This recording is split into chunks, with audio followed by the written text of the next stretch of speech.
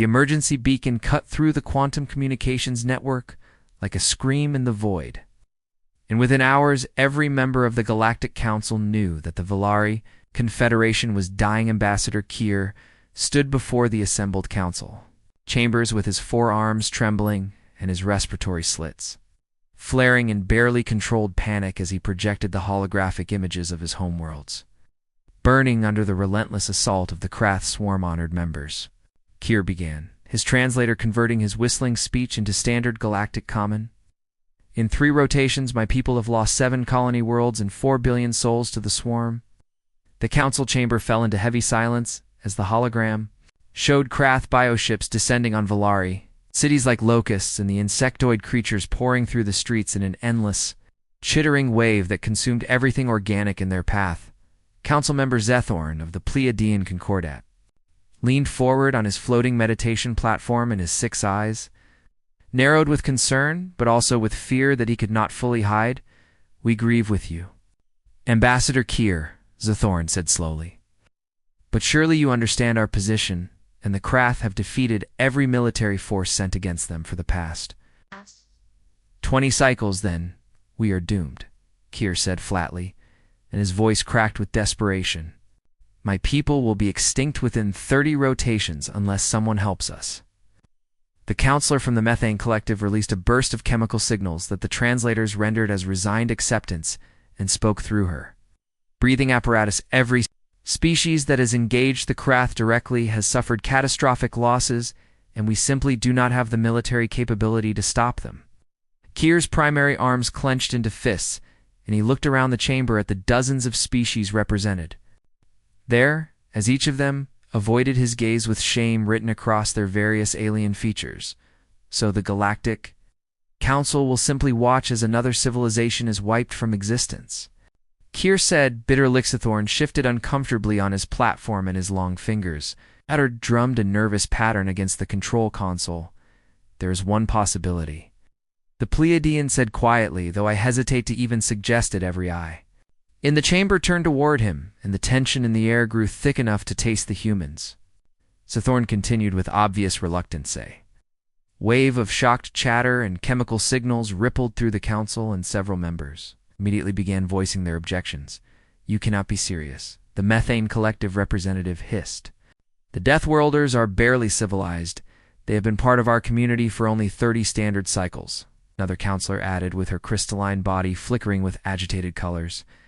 "And their reputation for violence is well documented." Kier felt his hope surge despite the fear that the word Deathworlder inspired in every civilized species, because he had heard the rumors about humanity and their impossible world. Earth was classified as a Class 12 death world with crushing gravity and an atmosphere so corrosive with oxygen that it would poison most galactic species within minutes, and yet humans had not only survived there but thrived.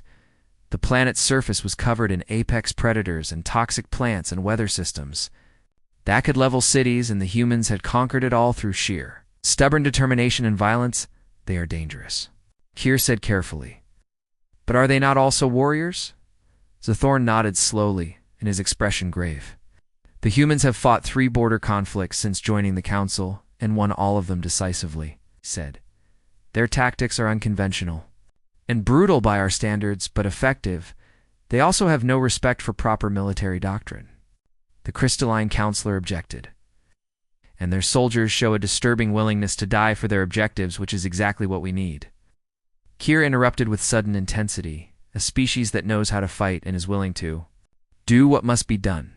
The debate raged for another standard hour as counselors argued about the wisdom of involving humanity, and many expressed concern that the humans might prove as dangerous as the Krath themselves, but in the end, desperation won out over fear, because the Valari were dying and no other species had the courage or capability to face the swarm. Though Council voted to send an encrypted message to Earth's Stellar Defense Command with the margin narrow enough to show how controversial the decision was. 3 days later, in a fortified command center deep beneath the Rocky Mountains on Earth, Admiral Sarah Kozlov sat at her desk reviewing tactical reports when the priority alert flashed across her neural interface. Was a compact woman in her mid-50s, with short gray hair and eyes that had seen too many battles, and her hands were steady as she opened the encrypted Galactic Council transmission. The message was simple and direct in a way that suggested whoever wrote it was truly desperate. "We need your help and we are dying." Kozlov read the attached files detailing the Krath invasion and the Volari casualties, and her jaw tightened with each passing paragraph because she recognized the signs of a civilization on the brink of collapse. She called an emergency meeting of her senior staff, and within the hour her conference room was filled with the top officers of Earth's Stellar Defense Command. "They're asking for our help," Commander Jackson said with undisguised surprise as he reviewed the data. "The same council that denied us full membership and restricted our access to advanced technologies, they're also dying." Kozlov replied quietly, "So let them die," Captain Rodriguez said with bitterness in his voice. "We owe them nothing, and they've treated us like primitives since first contact." Several officers nodded in agreement, and Kozlov could understand their anger because humanity had been marginalized and insulted by the galactic community since entering. The wider universe, Earth's high gravity and deadly ecosystem had marked humans as violent Deathworlders in the eyes of species who evolved on gentler worlds, and the fact that human military doctrine emphasized aggression and acceptable casualties had only reinforced that image, sir. Lieutenant Commander Chen spoke up from the end of the table. "If we refuse this request, we confirm everything they believe about us, and if we accept it, we might all die fighting their war." Rodriguez countered. Kozlov stood and walked to the holographic display showing the Volari systems under siege as she watched the red markers spreading across the star map like an infection. "I didn't join the Defense Force to watch innocent people die when I could help them," she said firmly. "And I didn't survive the Europa Rebellion to become someone who turns their back on civilians in need." She turned to face her officers, and her expression was carved from stone.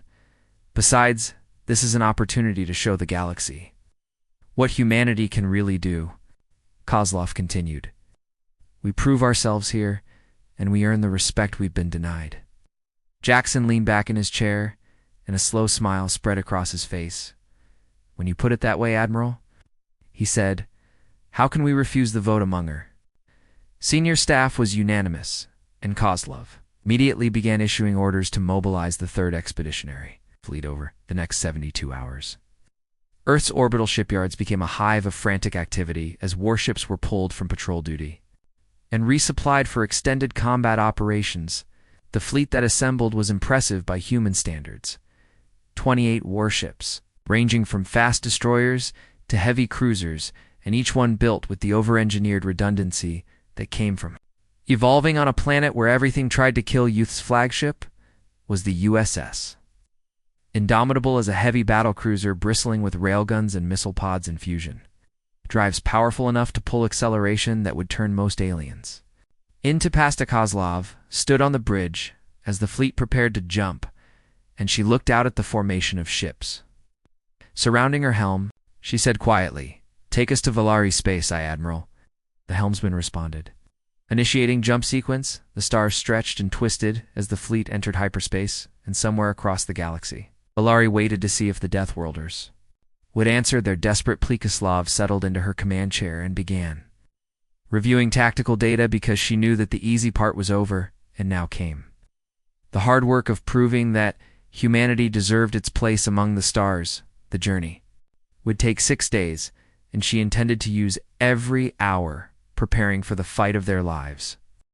The 3rd Expeditionary Fleet dropped out of hyperspace at the edge of Volari territorial space and immediately went to battle stations as sensors swept the surrounding void for threats. Admiral Kozlov studied the tactical display with her experienced eyes, picking out the debris fields that marked where Volari defensive platforms had once orbited, and now only wreckage remained. "Admiral," Communications Officer Park reported, "receiving multiple hails from Volari Command, and they sound very surprised to see us put them through." Kozlov ordered. The main view screen flickered to life, showing Ambassador Kier standing in what appeared to be an emergency command bunker with sparks flying from damaged equipment in the background and the sounds of distant explosions echoing through the transmission. "Human fleet," Kier said with his translator struggling to keep up with his rapid speech.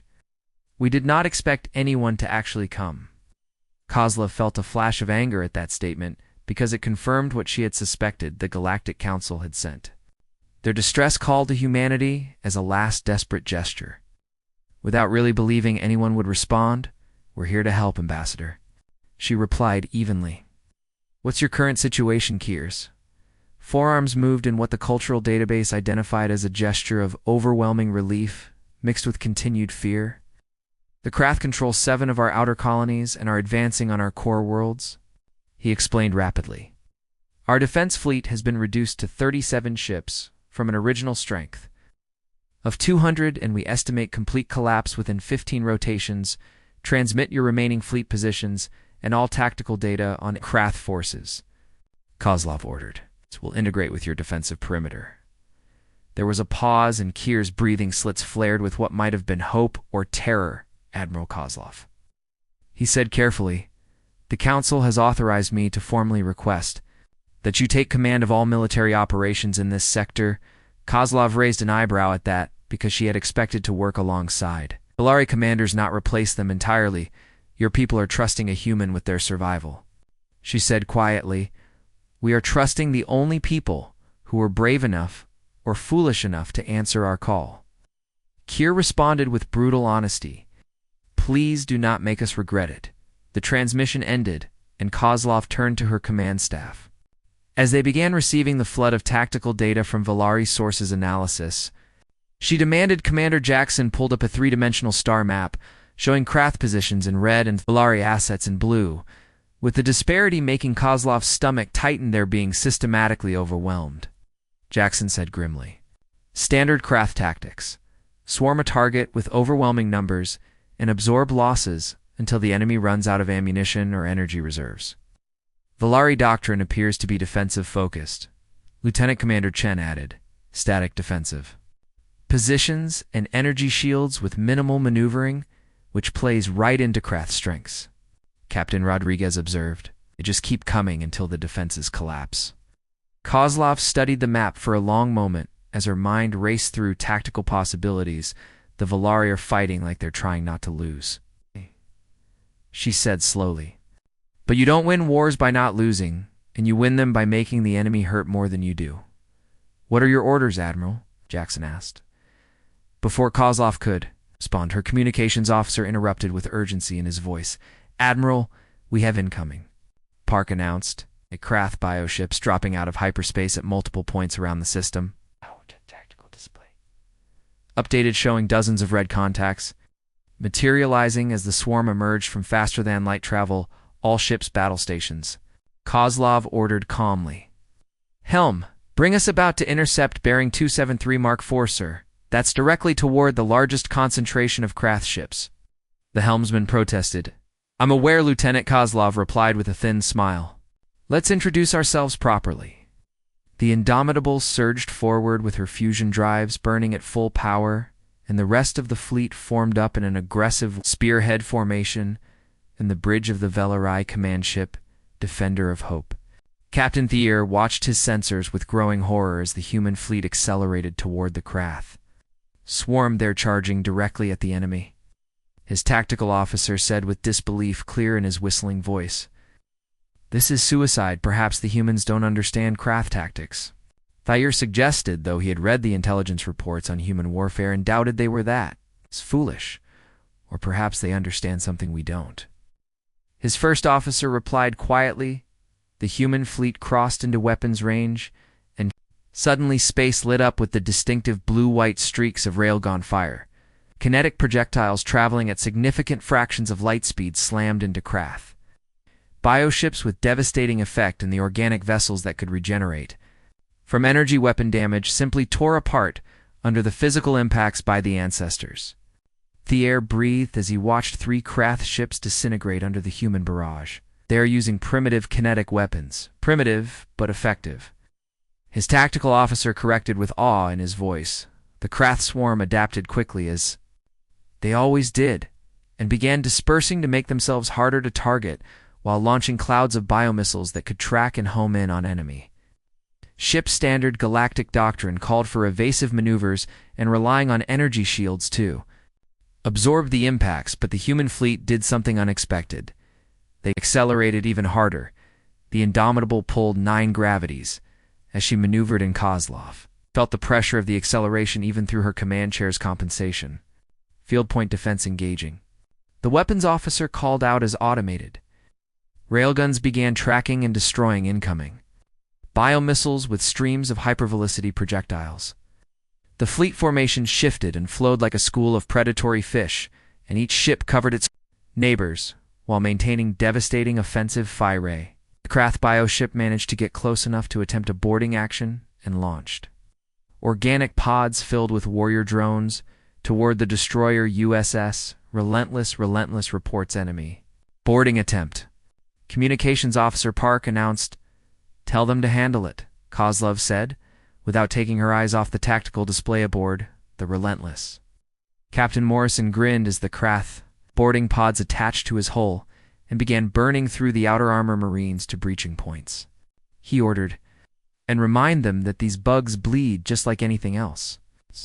The Krath warriors cut through into the ship's corridors expecting to face panicked defenders, but instead they found human marines waiting in hardened positions with chemical projectile weapons that didn't rely on energy packs. The sound of gunfire echoed through the ship's passages as the marines opened fire. And the Krath discovered that humans were very good at close-quarters combat after evolving on a planet where everything wanted to eat them. Boarding parties neutralized. Morrison reported to Kozlov 10 minutes later, requesting permission to return the favor granted. Kozlov replied, "All ships are authorized to launch boarding actions." Against damaged Krath vessels, what followed was something the Krath had never experienced before. Prey that not only fought back, but actively hunted them. Human boarding teams used breaching pods to force their way onto Krath bioships and set demolition charges in vital areas while fighting through swarms of warrior drones. With a ferocity that shocked the Hive Minden, the Indomitable's bridge Kozlov watched the tactical situation develop with satisfaction as the Krath formation began to waver. "They're not used to fighting something that bites back," Jackson observed. "No one is until they meet us." Kozlov agreed. "Order the fleet to press the attack." The battle raged for 3 more hours as human and Krath forces clashed in a chaotic melee that bore no resemblance to the orderly defensive actions the Volari had fought. When the Krath finally withdrew, they left behind the wreckage of 43 bioships, while the human fleet had lost 2 destroyers and taken moderate damage across most other vessels. Captain Thier sat in his command chair, staring at his tactical display in stunned silence as he processed what he had just witnessed. "Get me a direct channel to Admiral Kozlov," he said quietly when the connection opened. Kozlov's face appeared on his screen, and she looked tired but grimly satisfied. Captain Thier acknowledged. Admiral Thier began, and then paused as he tried to find the right words. "My people have been fighting the Krath for months, and we never managed to make them retreat from a single engagement. Different tactics." Kozlov said simply, "You were trying not to lose, and we're trying to win your casualties." Thayer said with concern, 2 ships destroyed and hundreds of crew lost." Kozlov's expression hardened slightly. "Yes," she said quietly, "and we'll mourn them when this is over, but right now we have a war to win." Thayer realized with a shock that ran through his entire body that this was what it meant to be a Deathworlder. The ability to accept losses and keep fighting because survival on their terrible world had taught them that sometimes you had to pay a price. "What are your orders, Admiral?" he asked with new respect in his voice. "Integrate your remaining ships into our formation," Kozlov directed, "and be prepared for high-speed maneuvering that might be uncomfortable for your crews. We will adapt." Thayer promised. As the communication ended, Ambassador Kier entered the bridge of the Defender of Hope and looked at Captain Thier with wide eyes.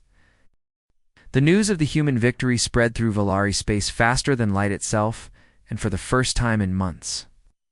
The refugee camps and emergency shelters buzzed with something other than disparate. Ambassador Kier had requested permission to come aboard the Indomitable, and Admiral Kozlov had agreed, though she was busy coordinating repairs and reorganizing the combined human Valar fleet. When Kia materialized in the transporter room, he found himself surrounded by human crew members who were moving with efficient purpose and their quick movements and aggressive posture made his instincts scream danger.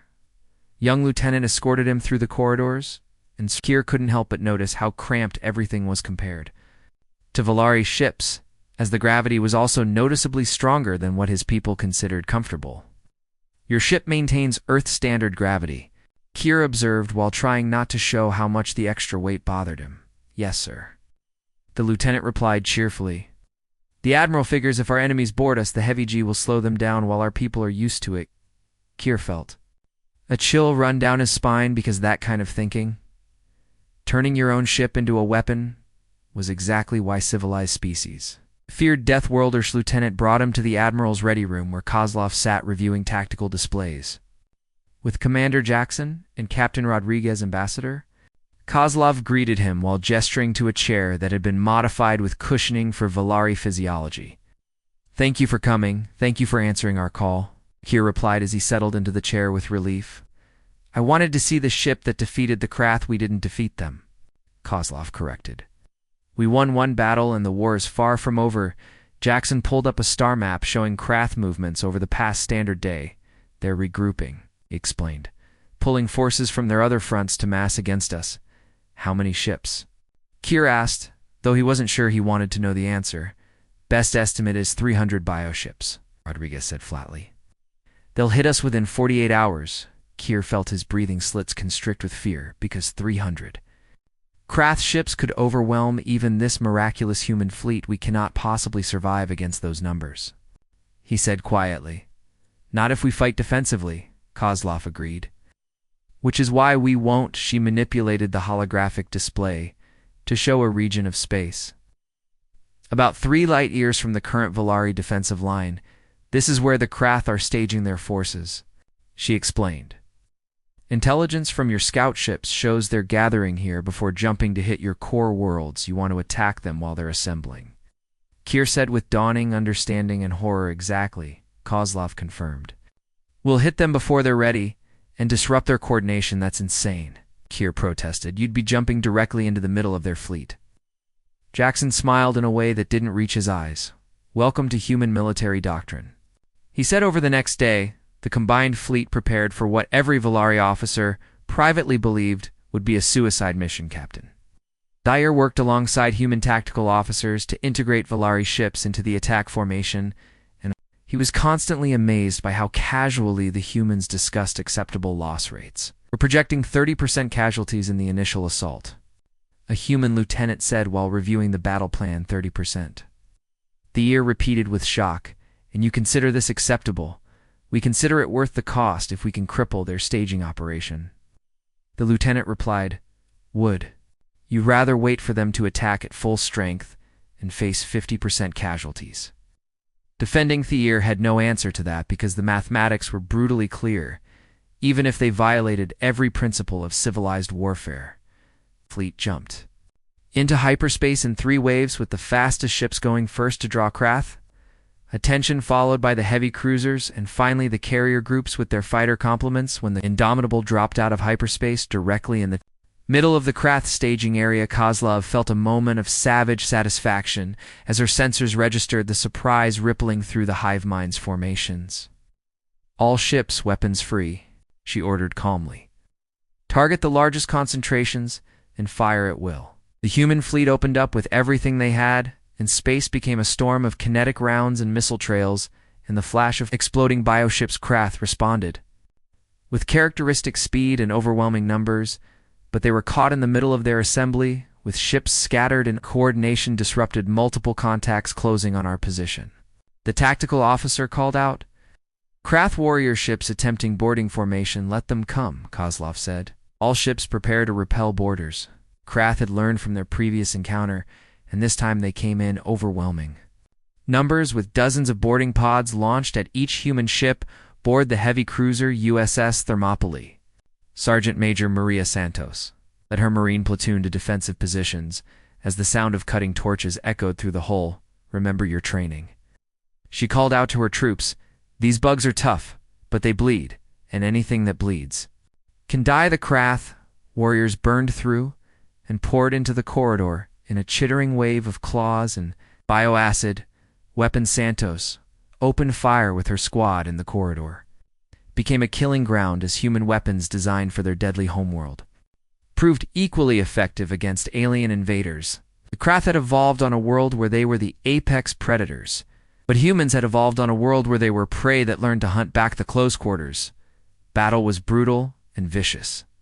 And when it ended 20 minutes later, Santos stood in a corridor painted with alien blood, while half her platoon lay dead or wounded around her section secured.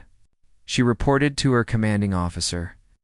Requesting medical support for casualties, acknowledged Sergeant, came the reply. Medical teams en route, but we've got more boarders coming in on Deck 7. Santos looked at her surviving Marines and saw exhaustion and pain, but also grim determination. You heard the man, she said while reloading her weapon. Let's go kill some more bugs. On the Indomitable's bridge, Kozlov watched the tactical situation develop with growing concern. As more Krath ships arrived to join the battle, Admiral were taking heavy damage across the fleet. Jackson reported. The destroyer Fearless has lost main power, and the cruiser Dauntless is venting atmosphere from multiple hull breaches. Order them to withdraw if they can't maintain combat effectiveness, Kozlov decided, but tell them to. Keep fighting as long as they have weapons that work a proximity. Alarm shrieked as a massive Krath bioship, one of their rare, capital-class vessels, emerged from hyperspace directly above the Indomitable brace for impact. Kozlov shouted as the enemy ship launched a barrage of biomissiles. Indomitable's point defense took out most of them, but 3 got through and slammed into the hull with enough force to throw everyone on the bridge forward against their restraints. Damage reports flooded in as the ship's AI worked frantically to reroute power and seal breaches. Forward railgun batteries offline, the weapons officer reported. Missiles at 40% capacity and shields down to 15%. Cause looked at the tactical display showing the massive Sprath capital ship maneuvering for another attack run and made a decision that would have horrified any Galactic Council military advisor. Helm, she ordered, ram them. There was a moment of stunned silence on the bridge. Say again, Admiral. Oh. The helmsman asked carefully. You heard me, Lieutenant, Kozlov said firmly. Full power to forward shields and drive us right down their throat. The Indomitable surged forward with her fusion drives, burning at emergency power as the ship accelerated directly toward the Krath capital vessel. Enemy bioship tried to maneuver away, but human ships were built to tolerate accelerations that would tear apart organic vessels. At the last second, Kozlov gave one final order: all forward tubes fire everything we have, then brace for collision. The Indomitable's remaining missiles launched in a single, massive salvo that tore into the Krath ships' forward sections, and then the human battlecruiser struck the bioship amidships with the force of a meteor impact. Collision nearly tore both ships apart, but the Indomitable's reinforced bow, designed to take punishment in the debris fields of her deadly home system, held together, just barely. Boarding teams deploy, Kozlov ordered while pulling herself upright against the artificial gravity that had stuttered during impact. I want demolition charges placed in that thing's vital organs. Human Marines poured across the gap between ships and fought there, way into the Krath capital vessel's interior, where they set fusion charges throughout the organic structure. They withdrew, and the charges detonated the Krath. Capital ship came apart in a cascade of explosions that lit up the darkness. The destruction of their largest vessel seemed to break something in the Krath coordination, and the swarm began to withdraw in disorder. All ships pursue, Kozlov ordered. Don't let them regroup. The human fleet gave chase, and the battle continued for another 2 hours as they harried the retreating Krath across the system. When it finally ended, the tactical display showed a scene of carnage with debris and wreckage scattered across millions of cubic kilometers. The human fleet had lost 4 ships outright, and every surviving vessel was damaged to some degree, with casualty reports showing over 2,000 dead and 5,000 wounded.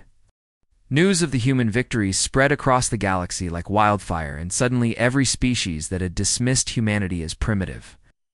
Deathworlders began paying very close attention. The Galactic Council convened an emergency session as ambassador. Kier transmitted real-time reports from Valari space and the assembled representatives. watched holographic recordings of human ships charging into impossible odds and somehow merging victorious. This changes everything. Council member Zethorn said quietly while his 6 eyes fixed on the image of the Indomitable ramming a Krath capital ship. We have underestimated them severely. They fight like animals, the Methane Collective representative objected, though. Her chemical signals betrayed uncertainty rather than conviction. They fight to win, Zethorn corrected, which is something we seem to have forgotten how to do in Valari space. Admiral Kozlov faced a different kind of challenge as the human fleet licked its wounds and prepared for the next phase of the war. Initial victories had bought time, but casualties were mounting, and her ships were operating far from their supply lines with limited ability to repair serious damage. We can't keep trading losses with the Krath, Commander Jackson said during a strategy meeting in the Indomitable's war room. We're winning the battles, but the mathematics don't favor us in a long war, agreed, Kozlov said, while studying the strategic map, which is why we need to change the nature of the fight. She pulled up intelligence reports showing Krath movement patterns and supply routes. The swarm operates on instinct, coordinated by hive minds, she explained. But those hive minds need constant communication and resource flow to function. Captain Rodriguez leaned forward with interest. You want to cut their supply lines? He said more than that, Kozlov replied. I want to teach the Valari how to fight like guerrillas instead of standing armies over the next week. Human advisors spread throughout the Valari defensive forces, teaching tactics that seemed insane by civilized standards. Sergeant Major Santos found herself on a Valari colony world training local militia and ambush tactics. You can't match the Krath in a straight fight, she explained to a group of Valari civilians who had volunteered to defend their homes. So don't try, and instead you hit them when they're not looking, and then you disappear before they can respond. One of the Valari, a young female named Sira, raised 2 of her arms in a gesture of confusion. This seems dishonorable, she said, to strike from hiding rather than face our enemies directly. Santos smiled grimly on Earth. We have a saying, honor won't keep you alive when you're outnumbered 10-1, she said. The Krath don't care about honor, and they'll kill you and everyone you love without a second thought, so we must become like them. Sira said with distaste. No, Santos corrected firmly. You become like us, and you fight smart, and you fight dirty, and you make every bug that lands on your world wish they'd picked somewhere else to invade. The training continued across multiple worlds as humans taught Valari defenders how to build improvised explosives and set up kill zones and use the terrain to their advantage. Captain Thayer worked alongside human tactical officers to reorganize the Valari fleet into smaller strike groups that could hit Krath supply convoys and staging areas. Your previous strategy was to defend everything, Lieutenant Commander Chen explained. But that just spreads your forces too thin, so what do you suggest? Thayer asked. Defend what matters most and make the enemy pay for everything else, Chen replied. Let them take some territory, but fill it with so many traps and ambushes that holding it becomes more trouble than it's worth. The new tactics began showing results within days, as UHS Valari militia groups started reporting successful ambushes against Krath ground forces on the colony. World of Valari Prime 3. Sira led her squad in their first combat action. They had set up positions overlooking a Krath landing zone and waited in silence as bioships descended and began disgorging warrior drone Sira. It felt her hands trembling as she gripped the human-designed chemical rifle, but she remembered Sergeant Santos's words. The fear doesn't go away, but you learn to act despite it. Wait for my signal, she whispered to her squad through their communication devices. The Krath warriors began moving toward the nearby settlement in their characteristic swarm formation now. Sira shouted and opened fire. The ambush was devastating as concentrated fire from concealed positions tore into the Krath formation, and improvised explosives detonated throughout their ranks. Warrior drones tried to respond but couldn't locate their attackers, and by the time they began adapting, Sira's squad had already withdrawn through pre-planned escape routes. First blood to the Valari resistance.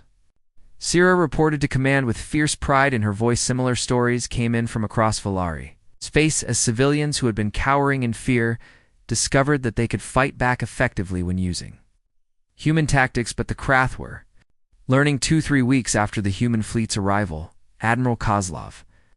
Received disturbing intelligence reports they're adapting to our tactics, Jackson said with concern.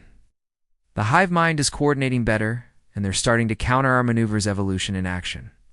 Kozlov observed. The swarm learns from every engagement. So what do we do? Rodriguez asked. Kozlov pulled up deep intelligence scans of Krath-controlled space. We find the source, she said. Somewhere in this sector, there's a queen mind coordinating all Krath operations, and if we take it out, the entire swarm in this region should collapse. That's a big if. Jackson pointed out, we don't even know where to look, then we start looking. Kozlov replied she called a meeting with Ambassador Kier and Captain Thier to propose her plan. You want to go on the offensive deep into Krath territory? Kier said with barely controlled alarm. That's suicide. Staying here and trading losses until we run out of ships is also suicide, Kozlov countered. At least this way we might actually win. Deer studied the proposed operation with his tactical officer's eye. For detail, the intelligence is incomplete, he observed. We're not even certain a queen mind exists in this sector. Every Krath invasion in recorded history has been coordinated by a queen mind, Kozlov said. This one has to have one too, and our job is to find it and kill it. And if we fail, Kier asked quietly, then at least we'll have tried something other than slowly dying. Kozlov replied the decision was made to launch a reconnaissance in force, a series of raids deep into Krath space designed to gather intelligence and provoke responses that might reveal the queen mind's location. The operations were risky and costly as human and Volari strike groups jumped into hostile territory and fought running battles while their sensors swept for any sign of the Central Intelligence Lieutenant. Sarah Chen commanded a fast attack group that penetrated 3 systems deep into Krath space, picking up unusual communication patterns. Her sensor officer reported, very high bandwidth transmissions coming from the 4th planet. Take us in for a closer look. Chen ordered. What they found was a massive biostructure on the planet's surface, surrounded by hundreds of Krath ships. It's got to be important, Chen said. Mark the coordinates and let's get out of here before they cut us off. Her group barely escaped with 2 ships lost in the running battle that followed, but the intelligence was priceless when the data reached Admiral Kozlov. She studied it with growing certainty. That's it, she said. That's where the queen mind is located. Jackson pulled up tactical projections showing the defenses around the target. Getting to it will require fighting through at least 300 Krath ships, he said, and that's assuming they don't have more reserves we haven't detected, so we'll need help. Kozlov said and opened a secure channel to the Galactic Council. When Zathorn's face appeared on the screen, he looked tired and worried. Admiral Kozlov. He greeted her. Your reports have been most enlightening, Council member. I'm requesting reinforcements, Kozlov said bluntly.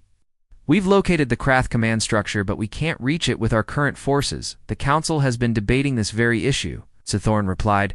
Your successes have inspired several member species to reconsider their previous positions. Over the next standard weak ships began arriving from across Council space. The Pleiadian Concordat sent a carrier group commanded by Admiral Genitar, who brought advanced shield technology to supplement human weapons. Silicon Collective contributed a flotilla of automated defense platforms that could be deployed to create fortified positions. Even the Methane Collective overcame their fear enough to send chemical weapons specialists who could help develop new toxins effective against Krath. Biologic Captain Thier found himself commanding a mixed task force of 6 different species, and he marveled at how the humans had managed to unite forces that had previously been paralyzed by fear and bureaucracy. They showed us it was possible to win, Thayer explained to Ambassador Kier. Sometimes that's all anyone needs, proof that victory is achievable. The combined fleet that assembled was the largest military force the galaxy had seen in generations, with over 100 ships from multiple species, all coordinated under Admiral Kozlov's overall command. As the fleet prepared for the final assault, Kozlov walked through the Indomitable's corridors and spoke with her crew.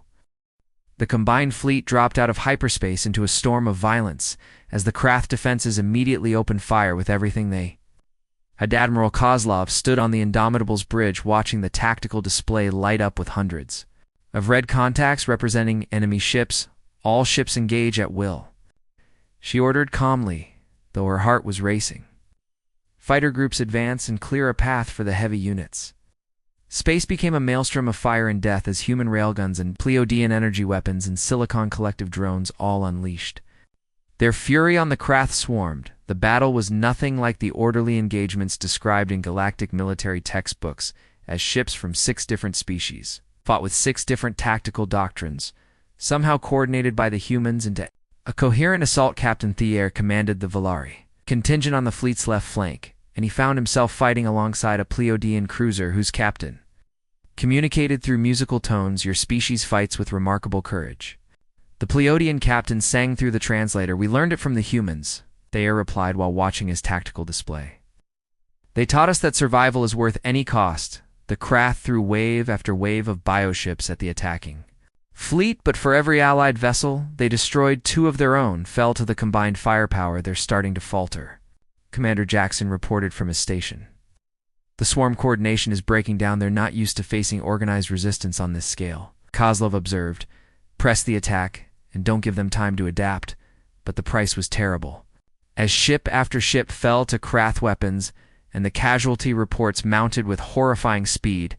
The destroyer, USS Valiant, took a direct hit to her reactor and exploded in a flash that briefly outshone the local star. The Pleiadian carrier Harmony of Spheres was swarmed by Krath boarding parties, and her crew fought a desperate battle through her corridors before finally abandoning Shippa. Silicon Collective automated platform sacrificed itself by ramming a cluster of Krath ships and buying time for damaged Allied vessels to withdraw through it all. Admiral Kozlov kept her focus on the objective. The massive biostructure on the planet below that housed the Queen Mind Sergeant Santos. She called over the Marine Command channel. "The path is almost clear, and are your teams ready?" Santos's voice came back steady, despite the sounds of weapons fire in the background. "Ready and waiting, Admiral." She replied, "Just get us to that. Target the Indomitable and 5 other heavy ships. Push through the Krath defensive sphere with their armor scorched and their shields failing but their weapons still firing, entering orbital bombardment range." The weapons officer announced, "All ships target the biostructure," Kozlov ordered. "Hit it with everything we have." The combined firepower of 6 battle cruisers slammed into the Queen Mind's protective shell, but the organic structure was incredibly resilient and absorbed the damage while regenerating almost as fast as they could hurt it. "We can't kill it from orbit," Jackson said with frustration. "I know," Kozlov replied. "Which is why we're doing this the hard way." And Santos, your Marines are cleared for deployment. Assault shuttles launched from the Indomitable and her sister ships carrying human Marines and Valari volunteers, and even a few Pleiadian warriors who had insisted on joining the ground assault. The shuttles screamed through the atmosphere under heavy fire from Krath bioweapons, and 2 were shot down before they could reach the surface. Sergeant Major Santos felt her shuttle shudder as it took hits, but the pilot kept them steady, brought them in hard on the biostructure's upper surface. "Go, go, go," Santos shouted as the ramp dropped and her Marines poured out into the alien landscape. The surface of the biostructure was like nothing Santos had ever seen. Organic corridors that pulsed with alien life, and walls that bled when damaged, and the overwhelming stench of the hive. Demolition teams moved to primary targets, she ordered while leading her Marines deeper into the structure. "Everyone else provide security." The Krath defenders came at them in waves of chittering horror, and the corridors became killing grounds where human weapons and Valari determination held against overwhelming numbers. Private Rodriguez, no relation to Captain Rodriguez, carried the primary fusion charge and fought his way forward with his squad covering him. "Almost there, Sergeant," he called out over the communication net. "Keep moving," Santos replied while cutting down another Krath warrior with her rifle. "We're running out of time." Above them in orbit, the fleet continued to fight a desperate holding action as the Krath threw everything they had at the ships protecting the landing force. The Indomitable took hit after hit, and fires broke out across multiple decks while damage control teams fought to keep critical systems online. "Admiral, we've lost main power too. Forward sections," Jackson reported. "Shields are down, and we're venting atmosphere from decks 7 through 12. Route all available power to weapons," Kozlov ordered. "We hold this position until Santos completes her mission on the surface." Santos's Marines reached the central chamber where the Queen Mind resided, and what they found there defied description. The chamber was vast and organic, and at its center floated a creature of pure nightmare. The Queen Mind was a pulsating mass of bioengineered tissue and neural networks that coordinated the entire Krath swarm in this sector of space plant the charges. Santos ordered while her people set up a defensive perimeter private.